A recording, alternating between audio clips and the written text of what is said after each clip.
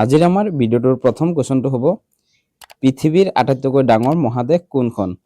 পৃথিৱীৰ আটাইতকৈ ডাঙৰ মহাদেশ কোনখন বুলি সুধিছে আৰু ইয়াৰ ৰাইট এনসাৰটো হৈ যাব অপচন নম্বৰ সি এছিয়া।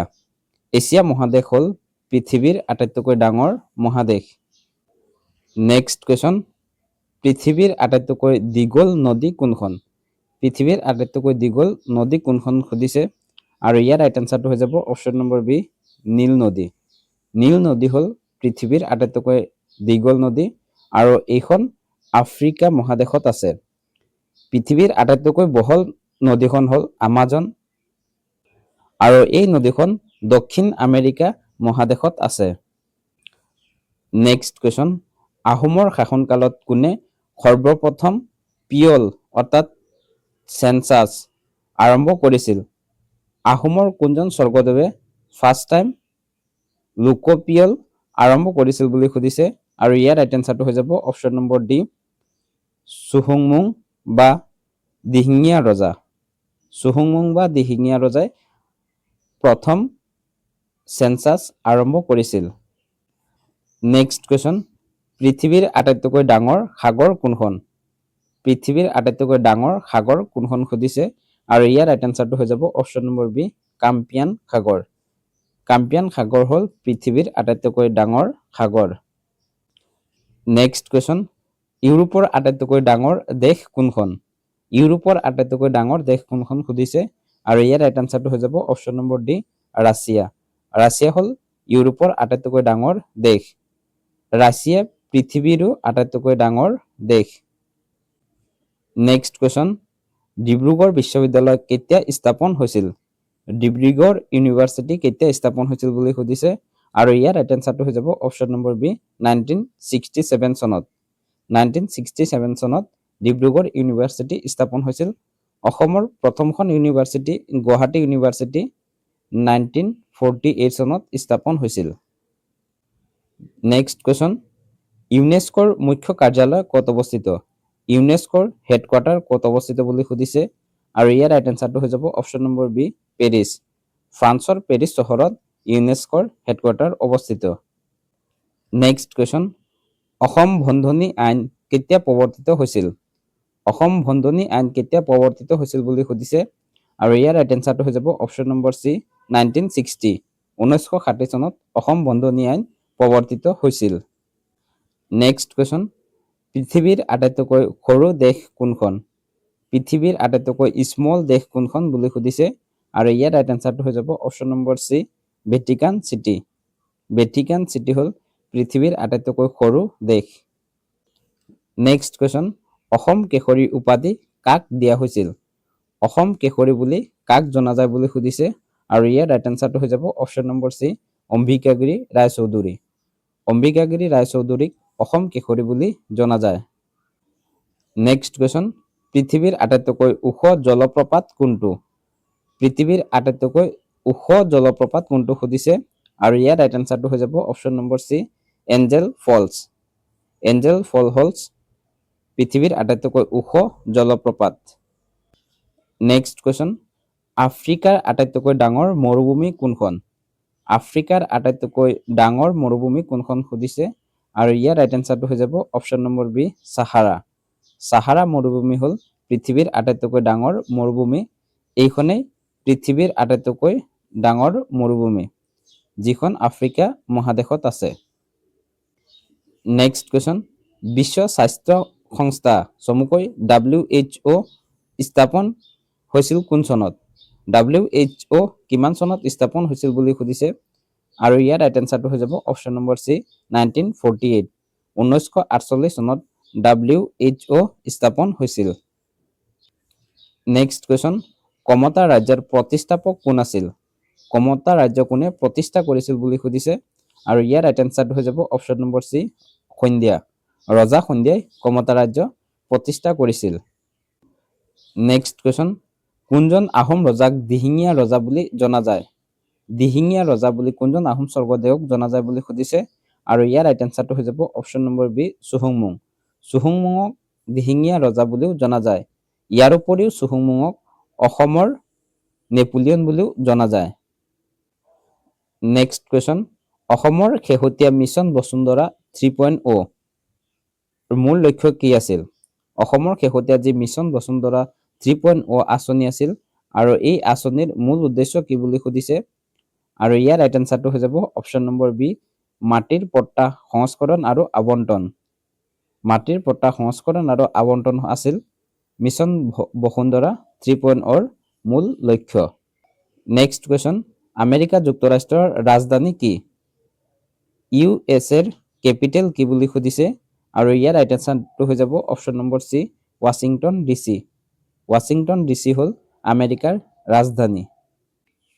নেক্সট কুৱেশ্যন, পৃথিৱীৰ আটাইতকৈ ডাঙৰ দ্বীপ কোনটো? পৃথিৱীৰ আটাইতকৈ ডাঙৰ দ্বীপ কোনটো সুধিছে আৰু ইয়াৰ ৰাইট এনসাৰটো হৈ যাব option number B Greenland. Greenland হ'ল পৃথিৱীৰ আটাইতকৈ ডাঙৰ দ্বীপ। যদি নদী দ্বীপ যদি সোধে তেতিয়াহ'লে হ'ব মাজুলী। পৃথিৱীৰ আটাইতকৈ ডাঙৰ নদী দ্বীপটো হ'ল মাজুলী। নেক্সট কুৱেশ্যন, উত্তৰ পূব ভাৰতৰ প্ৰথমটো ৰাষ্ট্ৰীয় ঘাইপথ জৰুৰীকালীন অৱতৰণৰ সুবিধা ক'ত নিৰ্মাণ কৰা হৈছে? শেহতীয়াকৈ উত্তৰ পূব ভাৰতৰ ফাৰ্ষ্ট ইমাৰ্জেঞ্চি বিমান অৱতৰণৰ সুবিধা কোনখন ৰাষ্ট্ৰীয় ঘাইপথত কৰা হৈছে বুলি সুধিছে আৰু ইয়াৰ ৰাইট এনসাৰটো হৈ যাব option number B Moran Dimow. Moran আৰু ডিমৌৰ মাজত যি ৰাষ্ট্ৰীয় ঘাইপথ আছে এই ৰাষ্ট্ৰীয় ঘাইপথছোৱাত জৰুৰীকালীন বিমান অৱতৰণৰ সুবিধা কৰা হৈছে। নেক্সট কুৱেশ্যন, পৃথিৱীৰ আটাইতকৈ ডাঙৰ মহাসাগৰ কোনখন? পৃথিৱীৰ আটাইতকৈ ডাঙৰ মহাসাগৰ কোনখন সুধিছে আৰু ইয়াৰ ৰাইট এনসাৰটো হৈ যাব অপশ্যন নম্বৰ চি প্ৰশান্ত মহাসাগৰ। প্ৰশান্ত মহাসাগৰ হ'ল পৃথিৱীৰ আটাইতকৈ ডাঙৰ মহাসাগৰ। নেক্সট কুৱেশ্যন, জাপানৰ ৰাজধানী কি? জাপানৰ ৰাজধানী কি বুলি সুধিছে আৰু ইয়াৰ ৰাইট এনসাৰটো হৈ যাব option number C Tokyo'. Tokyo' হ'ল জাপানৰ ৰাজধানী। নেক্সট কুৱেশ্যন, বৰ্তমান অসমত কিমানখন ৰাষ্ট্ৰীয় উদ্যান আছে? অসমত বৰ্তমান নেশ্যনেল পাৰ্ক কিমানখন আছে বুলি সুধিছে আৰু ইয়াৰ ৰাইট এনসাৰটো হৈ যাব অপশ্যন নম্বৰ বি 8খন। অসমত বৰ্তমান 8খন ৰাষ্ট্ৰীয় উদ্যান আছে। জিলা কেইখন যদি সোধে তেতিয়াহ'লে হ'ব 35খন। অসমত জিলা 35খন আছে। নেক্সট কুৱেশ্যন, নোবেল বঁটা কিমানটা ক্ষেত্ৰত দিয়া হয়? নোবেল বঁটা কিমানটা বিভাগত দিয়া হয় বুলি সুধিছে আৰু ইয়াৰ ৰাইট এনসাৰটো হৈ যাব অপশ্যন নম্বৰ চি 6টা। নোবেল বঁটা মুঠ 6টা শাখাত দিয়া হয়। নেক্সট কুৱেশ্যন, অসমৰ আটাইতকৈ সৰু ৰাষ্ট্ৰীয় উদ্যান কোনখন? অসমৰ আটাইতকৈ সৰু নেশ্যনেল পাৰ্ক কোনখন সুধিছে আৰু ইয়াৰ ৰাইট এনসাৰটো হৈ যাব অপশ্যন নম্বৰ এ ওৰাং ৰাষ্ট্ৰীয় উদ্যান। ওৰাং ৰাষ্ট্ৰীয় উদ্যান হ'ল অসমৰ আটাইতকৈ সৰু ৰাষ্ট্ৰীয় উদ্যান। নেক্সট কুৱেশ্যন, অসমৰ প্ৰথম মহিলা মুখ্যমন্ত্ৰী কোন আছিল? অসমৰ ফাৰ্ষ্ট ওমেন চিফ মিনিষ্টাৰ কোন আছিল বুলি সুধিছে আৰু ইয়াৰ ৰাইট এনসাৰটো হৈ যাব option number B Anowara Taimur. Syeda Anowara Taimur আছিল অসমৰ প্ৰথমগৰাকী মহিলা মুখ্যমন্ত্ৰী। নেক্সট কুৱেশ্যন, নামঘোষা কোনে ৰচনা কৰিছিল? নামঘোষা পুথিখন কোনে ৰচনা কৰিছিল বুলি সুধিছে আৰু ইয়াৰ ৰাইট এনসাৰটো হৈ যাব অপশ্যন নম্বৰ বি মাধৱদেৱ। মাধৱদেৱে নামঘোষা পুথিখন ৰচনা কৰিছিল। নেক্সট কুৱেশ্যন, হিমা দাসক কি নামেৰে জনা যায়? হিমা দাসক আন কি নামেৰে জনা যায় বুলি সুধিছে আৰু ইয়াৰ ৰাইট এনসাৰটো হৈ যাব option number B Dhing express. Hima দাসক ধিং এক্সপ্ৰেছ নামেৰেও জনা যায়। নেক্সট কুৱেশ্যন, নাটোৰ মুখ্য কাৰ্যালয় ক'ত অৱস্থিত? নাটোৰ হেডকোৱাৰ্টাৰ ক'ত অৱস্থিত বুলি সুধিছে আৰু ইয়াৰ ৰাইট এনসাৰটো হৈ যাব অপশ্যন নম্বৰ বি ব্ৰাছেলছ। ব্ৰাছেলছত নাটোৰ মুখ্য কাৰ্যালয় অৱস্থিত। নেক্সট কুৱেশ্যন, ব্ৰহ্মপুত্ৰ নদীৰ ওপৰত থকা আটাইতকৈ পুৰণি দলংখনৰ নাম কি? ব্ৰহ্মপুত্ৰ নদীৰ ওপৰত থকা আটাইতকৈ পুৰণি দলং কোনখন সুধিছে আৰু ইয়াৰ ৰাইট এনসাৰটো হৈ যাব অপশ্যন নম্বৰ এ শৰাইঘাট দলং। শৰাইঘাট দলংখন হ'ল ব্ৰহ্মপুত্ৰৰ ওপৰত থকা আটাইতকৈ পুৰণি দলং, যি দলংখনে ব্ৰহ্মপুত্ৰৰ পাণ্ডু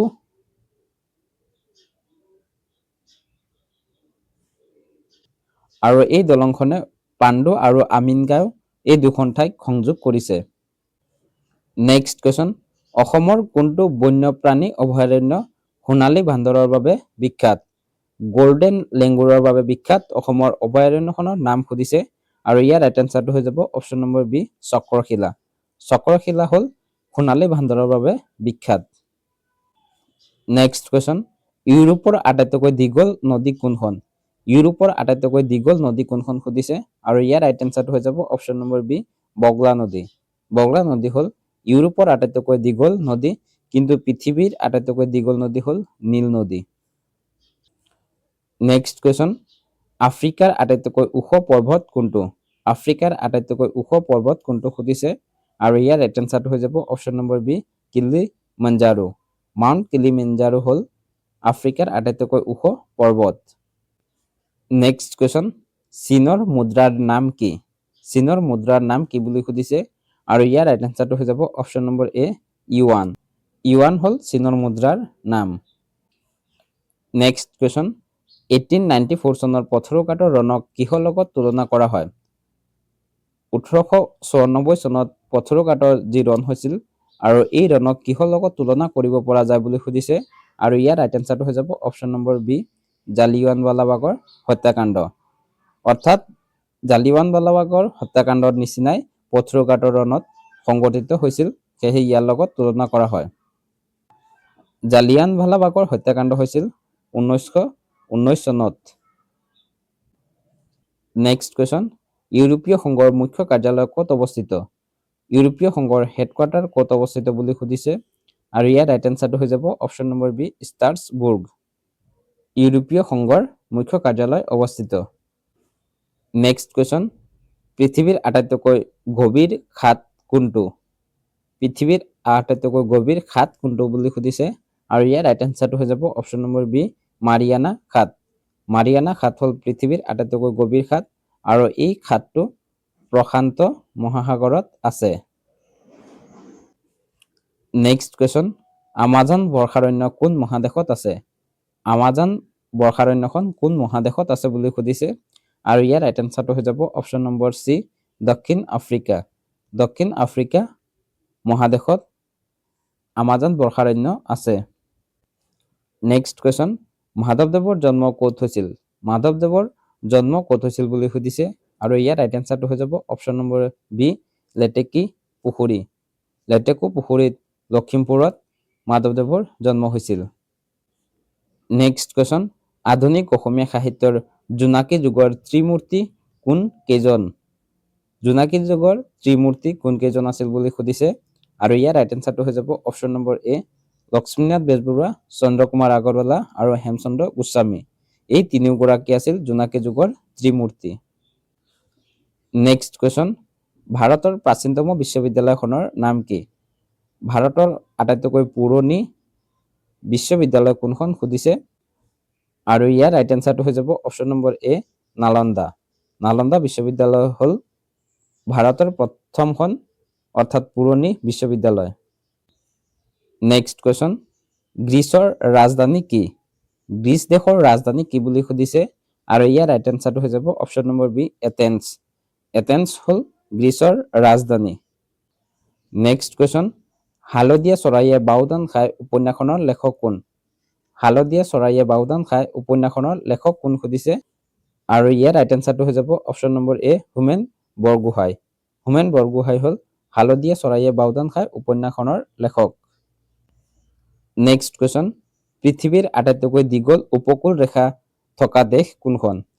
অৰ্থাৎ পৃথিৱীৰ আটাইতকৈ বেছি কোনখন দেশত উপকূল ৰেখা আছে বুলি সুধিছে আৰু ইয়াৰ ৰাইট এনচাৰটো হৈ যাব অপশ্যন নম্বৰ ডি, কানাডা। কানাডাত পৃথিৱীৰ আটাইতকৈ বেছি উপকূল ৰেখা আছে। ভাৰতৰ কোনখন ৰাজ্যত যদি সোধে তেতিয়াহ'লে হ'ব গুজৰাট। গুজৰাটত আটাইতকৈ বেছি উপকূল ৰেখা আছে। নেক্সট কুৱেশ্যন, ধলাশদিয়া দলঙৰ আন এটি নাম কি? ধলাশদিয়া ব্ৰিজৰ আন এটি নাম কি সুধিছে আৰু ইয়াৰ এনচাৰটো হৈ যাব option number B, Bhupen Hazarika Setu. Dhola Sadiya দলঙক Bhupen Hazarika সেতু নামেৰেও জনা যায়। নেক্সট কুৱেশ্যন, অসমৰ প্ৰথম গৰাকী অৰ্জুন বঁটা বিজয়ী খেলুৱৈ কোন? অৰ্জুন বঁটা বিজয়ী প্ৰথম খেলুৱৈ কোন বুলি সুধিছে আৰু ইয়াৰ ৰাইট এনচাৰটো হৈ যাব option number B, Bhogeswar Baruah. Bhogeswar বৰুৱাই 1966 চনত অৰ্জুন বঁটা লাভ কৰিবলৈ সক্ষম হয়। নেক্সট কুৱেশ্যন, ৰাষ্ট্ৰসংঘৰ মুখ্য কাৰ্যালয় ক'ত অৱস্থিত? ৰাষ্ট্ৰসংঘৰ মুখ্য কাৰ্যালয় কোন চহৰত আছে বুলি সুধিছে আৰু ইয়াৰ ৰাইট এনসাৰটো হৈ যাব অপচন নম্বৰ সি নিউয়ৰ্ক। নিউয়ৰ্ক চহৰত ৰাষ্ট্ৰসংঘৰ মুখ্য কাৰ্যালয় অৱস্থিত। নেক্সট কুৱেশ্যন, IMF অৰ্থাৎ ইণ্টাৰনেশ্যনেল মনিটৰী ফাণ্ডৰ মুখ্য কাৰ্যালয় ক'ত অৱস্থিত? IMFৰ হেডকোৱাৰ্টাৰ ক'ত অৱস্থিত বুলি সুধিছে আৰু ইয়াৰ ৰাইট এনসাৰটো হৈ যাব অপচন নম্বৰ সি ৱাশ্বিংটন DC। আমেৰিকাৰ ৱাশ্বিংটন ডিচিত IMFৰ মুখ্য কাৰ্যালয় অৱস্থিত। নেক্সট কুৱেশ্যন, বিশ্বৰ প্ৰথম উপগ্ৰহ কোনটো? ৱৰ্ল্ডৰ ফাৰ্ষ্ট উপগ্ৰহ কোনটো বুলি সুধিছে আৰু ইয়াৰ ৰাইট এনসাৰটো হৈ যাব অপচন নম্বৰ সি স্পুটনিক 1। স্পুটনিক 1 হ'ল বিশ্বৰ প্ৰথমটো উপগ্ৰহ। নেক্সট কুৱেশ্যন, নোবেল পুৰস্কাৰ প্ৰথম কোন বছৰত প্ৰদান কৰা হৈছিল? নোবেল পুৰস্কাৰ ফাৰ্ষ্ট টাইম কেতিয়া প্ৰদান কৰা হৈছিল বুলি সুধিছে আৰু ইয়াৰ ৰাইট এনসাৰটো হৈ যাব অপচন নম্বৰ বি 1901 চনত। 1901 চনত নোবেল বঁটা ফাৰ্ষ্ট টাইম প্ৰদান কৰা হৈছিল আৰু নোবেল পুৰস্কাৰ মুঠ 6টা শাখাত প্ৰদান কৰা হয়। এই কুৱেশ্যনটো মনত ৰাখিব, নোবেল বঁটা কেইটা শাখাত প্ৰদান কৰা হয়। এইখিনি আছিল আজিৰ আমাৰ এই ভিডিঅ'টোত আলোচনা কৰিবলগীয়া কুৱেশ্যন এণ্ড এনসাৰ। কুৱেশ্যনখিনি যদি কিবা ভুল হৈ যায় তেতিয়াহ'লে সেই ভুলটো আপোনালোকে কমেণ্টত আঙুলিয়াই দিব বুলি আশা ৰাখিছোঁ। ইয়াৰ পিছত প্ৰতিটো ভিডিঅ'ত আমি যেনেকৈ আপোনালোকলৈ এটি কুৱেশ্যন আগবঢ়াওঁ, আজিও এটি কুৱেশ্যন লৈ আহিছোঁ আৰু সেই কুৱেশ্যনটো হ'ব অসমৰ কোনখন অভয়াৰণ্য ঘৰৰ বাবে জনপ্ৰিয়? অৰ্থাৎ অসমৰ কোনখন অভয়াৰণ্য ঘৰৰ বাবে বিখ্যাত বুলি সুধিছে। ইয়াৰে 4টা অপশ্যন দিয়া আছে। এই অপশ্যনখিনিৰ ভিতৰত আপোনালোকে ৰাইট এনসাৰটো কমেণ্টত জনাওক, নহ'লে ইয়াৰ এনসাৰটো আপোনালোকে ডেছক্ৰিপশ্যনত দিয়া থাকিব, তাৰ পৰা গৈও জানি ল'ব পাৰিব। ভিডিঅ'টো চাই যদি ভাল পাইছে তেতিয়াহ'লে ভিডিঅ'টো লাইক কৰি দিব আৰু আমাৰ চেনেলটো যদি এতিয়ালৈকে ছাবস্ক্ৰাইব কৰা নাই তেতিয়াহ'লে চেনেলটো ছাবস্ক্ৰাইব কৰি ৰাখিবলৈ অনুৰোধ জনাইছোঁ। ভিডিঅ'টো শেষলৈ চোৱাৰ বাবে ধন্যবাদ। জয় আই অসম।